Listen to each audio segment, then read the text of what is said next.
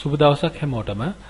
අපි අද ඉඳන් අලුත් වැඩක් පටන් ගන්නවා. ඒ කියන්නේ Microsoft Office packages තේරෙන භාෂාවෙන්. අපි සාමාන්‍ය සිංහල language එකෙන් තියෙනවා හරි අඩුයි tutorials. ඒක නිසා අපි අලුතෙන් tutorials set එකක් පටන් ගන්න යන්නේ.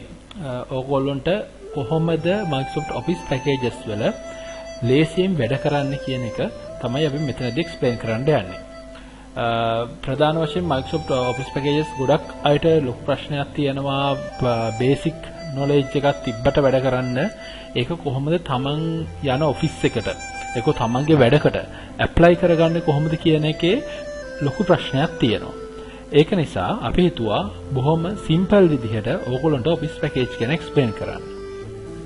මේ lessons එකේ ප්‍රධාන වශයෙන් ඕගොල්ලන්ට අවශ්‍ය වෙන Microsoft Excel, Word, PowerPoint, Access, Outlook ඒ කියන ප්‍රධාන packages ටික අපිට කියලා දෙනවා කොහොමද ඔයගොල්ලන්ට වැඩ කරන්නේ කොහොමද ඒවෙන් ඔයගොල්ලන්ගේ එදිනෙදා වැඩ කටයුතු වලට ඒවා ප්‍රයෝජනවත් වෙන්නේ මොන විදිහටද ඒවා පාවිච්චි කරන්නේ ඒ කියන දේවල් අපි මෙතනදී කියලා දෙනවා.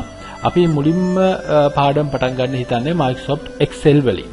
Microsoft Excel ඊට පස්සේ Access, Word, Outlook, PowerPoint මේවා ඇත්තටම ගත්තොත් මේ Office packages ගොඩක් ඕගොල්ලන් ඉම්පෝර්ටන්ට් වෙන්නේ Excel වගේ ඒවා අපි කතා කළාට ඒකෙදි ඇත්තට ගණන් හදන ඒවා ඒ දේවල් උනාට ඕගොල්ලන්ගේ මාකටිං කරන කෙනෙක්ට ඕන ෆීල්ඩ් එක කියන මාකටිං accounts IT ඕන කෙනෙක්ට මේ කියන packages use කරන්න වෙන වෙලාවක් එන්න පුළුවන්.